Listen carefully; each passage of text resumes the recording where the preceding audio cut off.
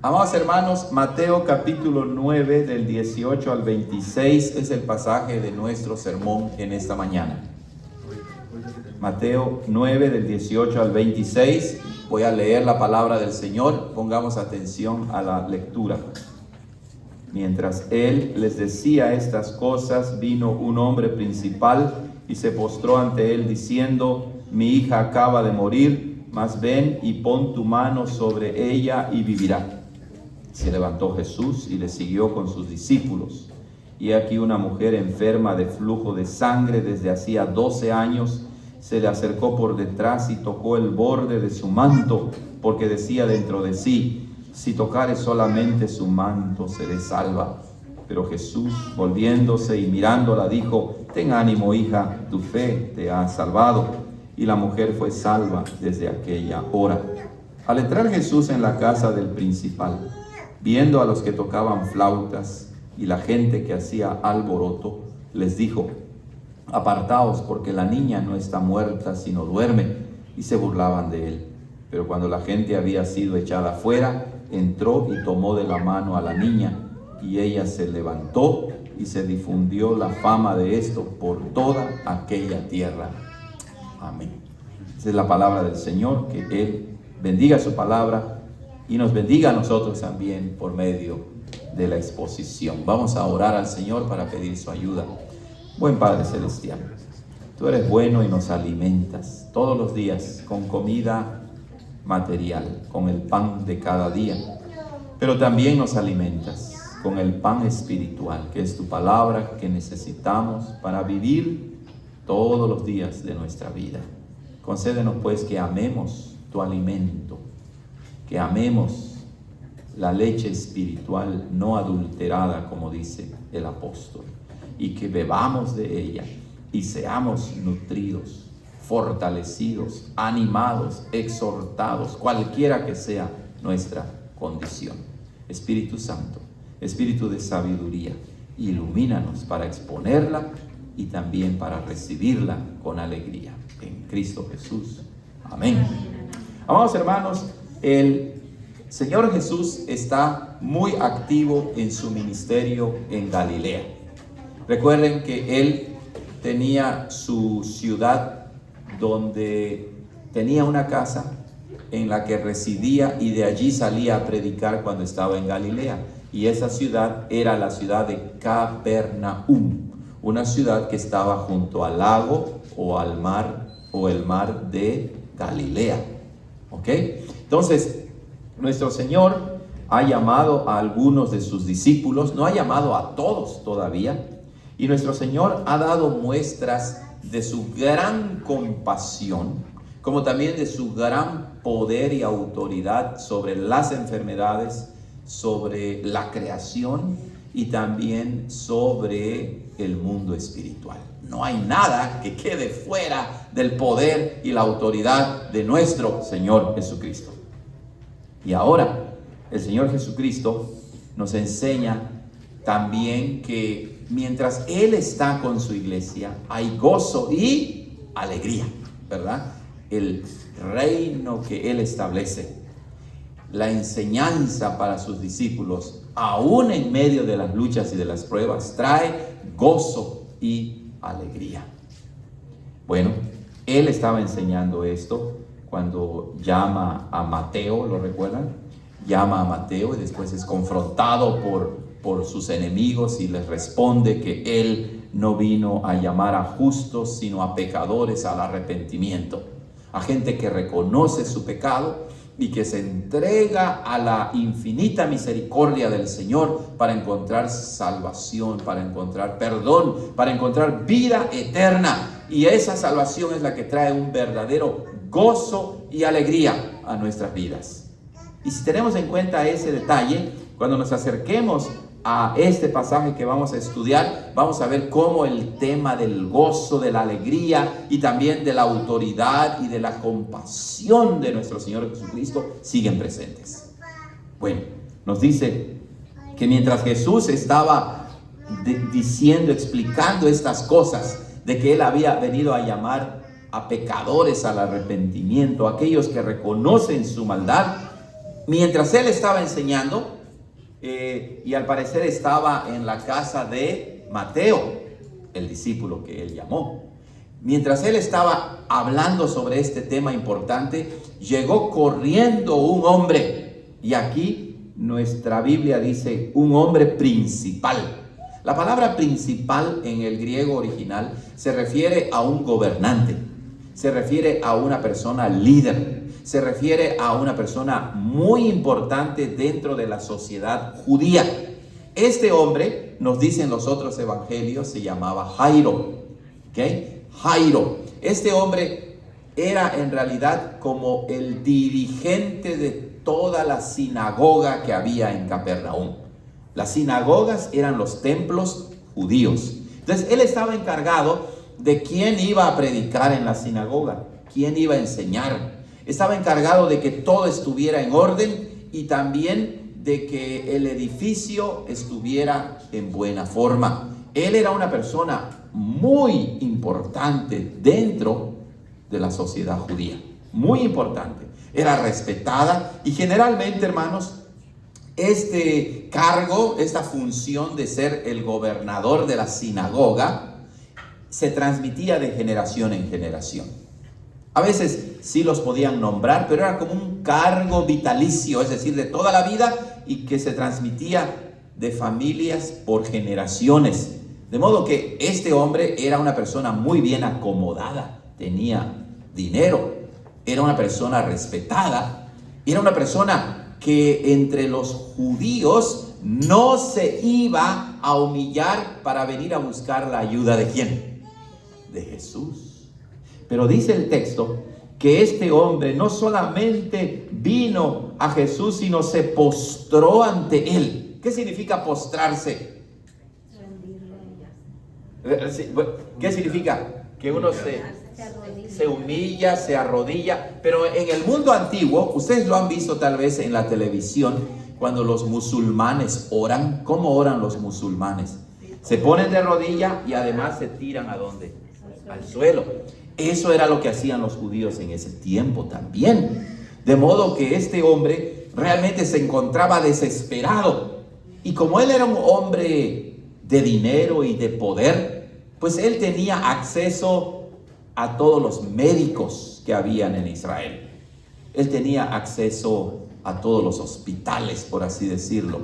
No era que dijera, no puedo ir y llevar a mi hija para que la sanen. No, él podía, pero parece que ya había agotado todos los recursos y ahora venía desesperado a Jesús. Se postró ante él. Pónganlo en su mente como una foto, ¿verdad? Este hombre viene y se tira enfrente de Jesús y le dice a Jesús: mi hija acaba de morir, mas ven y pon tu mano sobre ella y vivirá.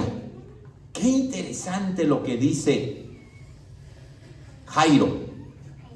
Mi hija ya murió. Bueno, y si ya murió, pues ya no hay esperanza. Pero él va a Jesús y le dice: tú sí puedes no solo sanar a mi hija, sino incluso resucitar a mi hija. Eso era lo que Jairo estaba diciendo. Bueno, si ya murió tu hija, pues ya murió, ya no hay nada que hacer. Pero Mateo nos quiere mostrar que Dios había puesto en Jairo una fe de tal manera que veía a Jesús no solo como un hombre sabio, no solo como un maestro, sino que veía en Jesús a alguien que podía derrotar a la muerte misma y podía levantar a su hija de la muerte, podía resucitar a su hija. Noten cómo Jairo expresa su fe. Dice: mi hija acaba de morir, mas ven a mi casa y pon tu mano sobre ella y vivirá. Impresionante. Jairo pensaba que Jesús era tan poderoso que solamente con tocar a su niña, ella volvería a vivir. Y hermanos, cierto o no que aquí hay una gran lección para cada uno de nosotros. Y es la siguiente. Nosotros nos acercamos a Jesús humillados como Jairo, realmente creyendo que Él puede hacer lo que nosotros no podemos. A veces somos cristianos, pero ¿verdad? A veces vamos de costumbre o de tradición a la iglesia, ¿cierto o no? Y bueno, leemos la Biblia, pero no creemos con todo el corazón que Jesús puede hacer hasta lo imposible. Jairo estaba desesperado. Tal vez Jairo no conocía muy bien a Jesús. Tal vez Jairo no tenía una buena idea de Jesús. Pero el Señor, por así decirlo, lo arrinconó. Lo puso en una situación en que ya no podía ir ni a la derecha ni a la izquierda, sino tenía que acudir ¿a quién? A Jesús. Y es que así debe ser toda nuestra vida, ¿cierto o no? Cuando hay un problema, ¿a quién debemos acudir primero? ¿A Dios o al hombre? A Dios, a nuestro Señor. Y vean la compasión de Jesús. Jesús tenía compasión para los pobres, para los despreciados, pero también tenía compasión para esta gente importante y poderosa, ¿verdad? Lo cual significa, hermanos, que no importa cuál sea tu condición social, económica, no importa que seas rico o pobre, nos enfermamos, rico o pobre, morimos, rico o pobre, tenemos luchas y aflicciones. Y Jesús no hace distinción. Cuando hay una verdadera fe, el Señor se manifiesta poderosamente. Dice, se levantó Jesús y le siguió con sus discípulos. Es decir, Jesús se compadece de este hombre que estaba postrado ante él y le dice, ok, Jairo, vamos a tu casa. Pero saben, hermanos, al parecer Jairo necesitaba un estímulo más grande para creer de todo corazón que Jesús sí podía sanar a su hija, podía darle vida otra vez. Porque mientras ellos se iban caminando, ¿qué sucedió? Recuerden, muchísima gente seguía a Jesús. Los otros evangelios dicen que la gente que seguía a Jesús apretaba a Jesús, chocaba a Jesús. Ustedes han visto, ¿verdad?, en la televisión cuando llega un deportista, un artista, un presidente, la gente se amontona, ¿verdad? Y tienen que tener guardaespaldas que los estén cuidando porque si no los aplastan. Bueno, Jesús no tenía guardaespaldas y la gente literalmente andaba amontonada alrededor de él. Y dice que mientras ellos iban caminando, se acercó una mujer enferma. Una mujer enferma. ¿Saben? La situación de esa mujer era bien triste. Dice Mateo que esa mujer ya tenía 12 años de estar enferma de flujo de sangre. Muy probablemente esto significa que esta mujer en su periodo, en su menstruación, no dejaba de menstruar. Todo el tiempo estaba perdiendo sangre. Su vida realmente estaba en peligro, porque derramar tanta sangre te puede matar. 12 años. 12 años.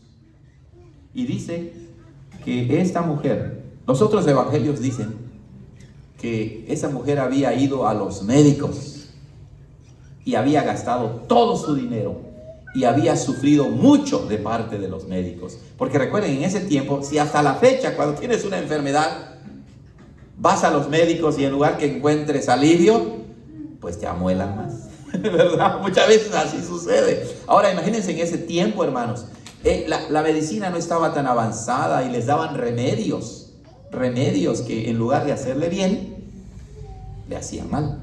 Había sufrido mucho. Y aquí hay algo interesante, hay algo muy parecido entre estas dos personas. Vean, por un lado esta mujer pobre, enferma desde hace 12 años, que necesita de Cristo. Y ahora el hombre rico, poderoso en Israel, su hija ya murió y necesita también ¿de quién? De Cristo, de Jesús. Todos necesitamos de Jesús.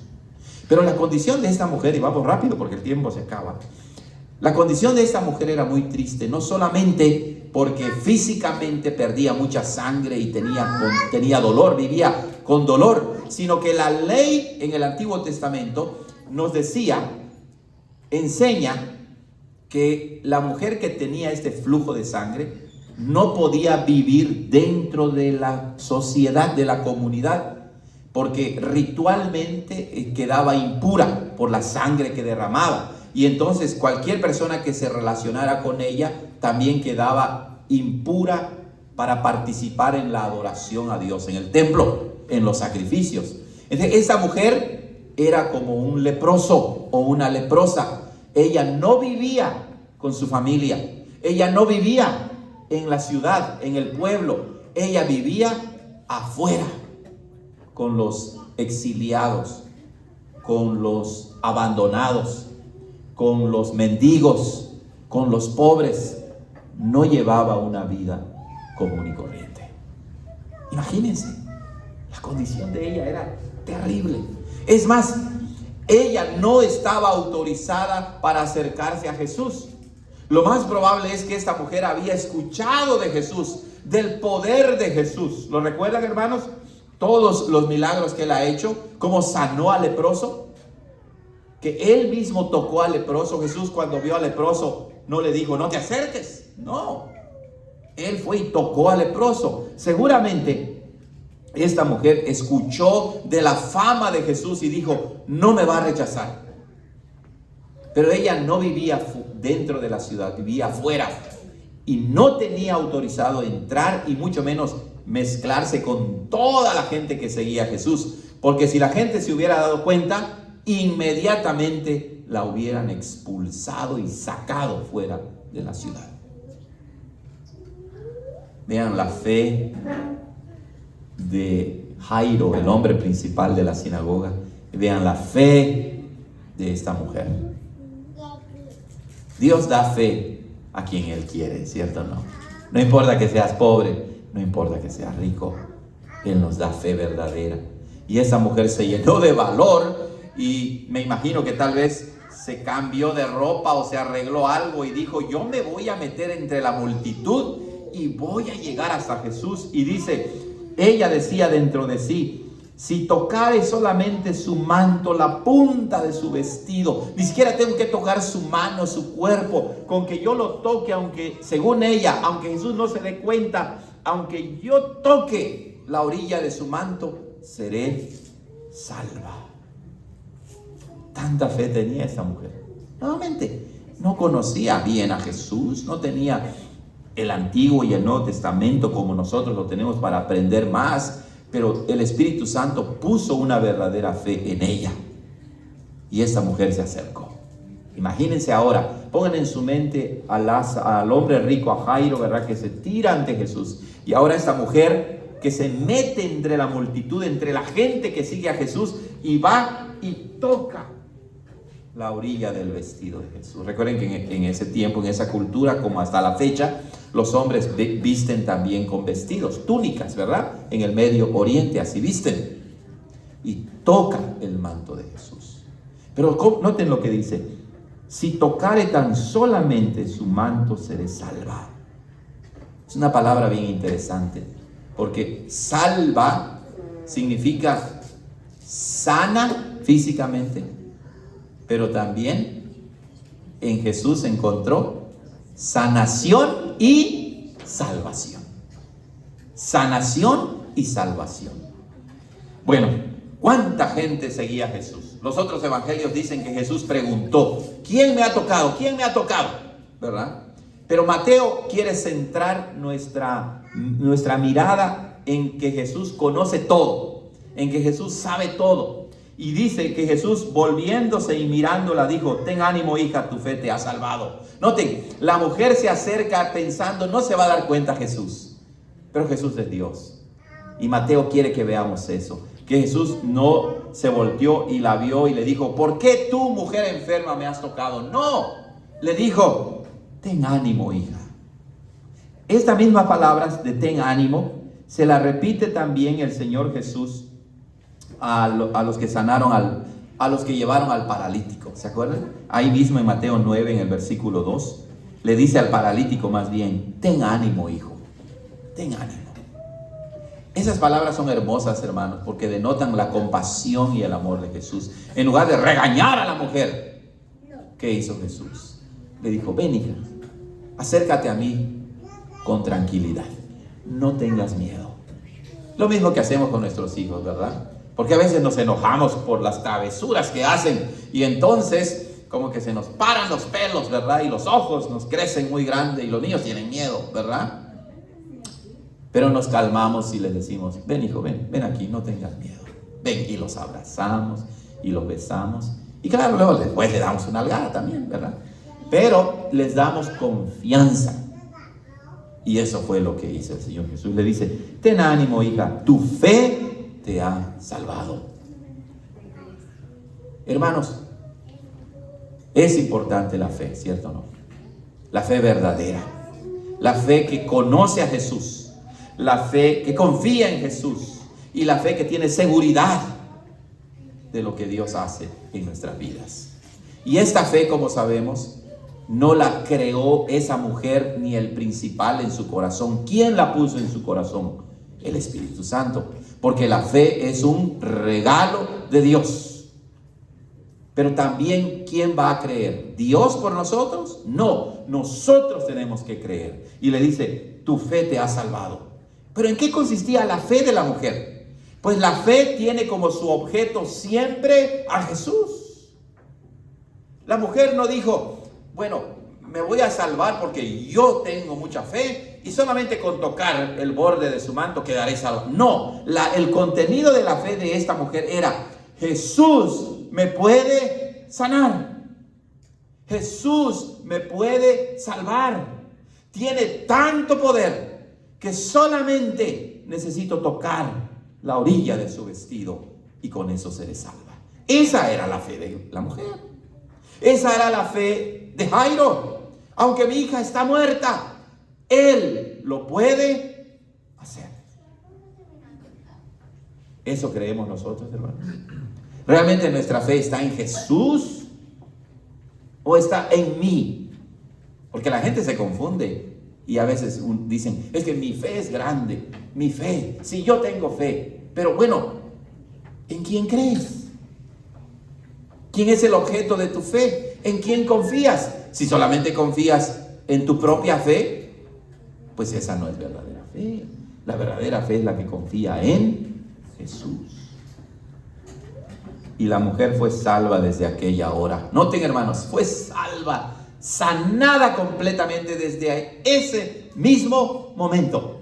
Actualmente hay sanadores falsos, charlatanes, gente que engaña a la gente y dicen: hoy vamos a sanar gente. Y ahí va la gente corriendo, lo sanan y dicen: ¿quedaste sana? Sí. Y al otro día están enfermos. No, Jesús no era así. Él no era un charlatán, no era un mentiroso, no era un farsante. En ese momento, después de 12 años, la mujer quedó completamente salva. ¿Tú tienes algún dolor que te aflige? ¿Alguna enfermedad? Todos tenemos de alguna manera, ¿verdad? Yo tengo esta cirugía que me hicieron en mi espalda. En lugar de quedar mejor, quedé peor. Pero imagínense, hermanos, que un día despiertes y ya no tengas absolutamente nada de dolor. Increíble, ¿verdad? Dios lo puede hacer, obviamente. Pero noten, esa mujer por 12 años estaba enferma. No solamente era la burla de que tenía una enfermedad que la sacaba de la comunidad. No solamente podía morir en cualquier momento de tanta hemorragia de sangre. Además, ¿verdad? Ella estaba sin la ayuda de nadie. A veces comía, a veces sí comía. No sabemos si dormía en el desierto, en la tierra. Imagínense. Pero ahora está salva. Y esto significa no solamente que ha sido sanada, sino que ahora puede regresar ¿a dónde? A la ciudad, a la sociedad, al pueblo. Puede otra vez integrarse a la vida. Y eso es lo que hace Jesús. Cuando Él nos salva, nos ayuda a corregir los problemas en nuestro matrimonio, en nuestra familia, con nuestras amistades. Tenemos trabajo, podemos otra vez vivir de una manera que alabe y glorifique a Dios. La reinstauró a la vida común y corriente. Sí, hermanos, Jesús puede hacer eso con nosotros. Bueno, me imagino que Jairo estaba mirando todo esto, ¿verdad? Jairo, que fue con Jesús y luego Jesús se detiene para hablar con esta mujer, tal vez pudo pensar, Jesús, ya vámonos, ¿verdad? Pero yo pienso que el Señor utilizó este evento de sanar a esta mujer para después resucitar a la hija de Jairo, para que Jairo tuviera una fe todavía mayor en Jesús.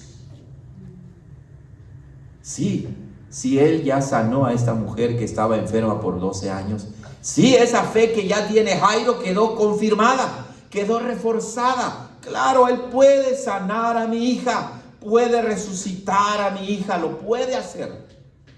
Es que Dios es bueno, ¿verdad?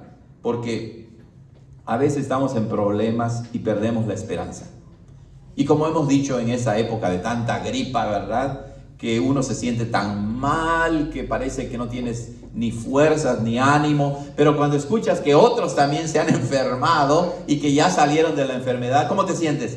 Bueno, pues dices, cobras ánimo. Y el Señor levanta más el ánimo de ¿quién? De Jairo, por medio de esta sanación. Bueno, Jesús llega a la casa de Jairo y los judíos, ¿saben qué, hermanos? Acostumbraban, ellos contrataban a gente. Cuando moría alguien, los judíos contrataban a plañidoras, es decir, a mujeres que lloraban. O sea, les pagaban y las mujeres iban y lloraban.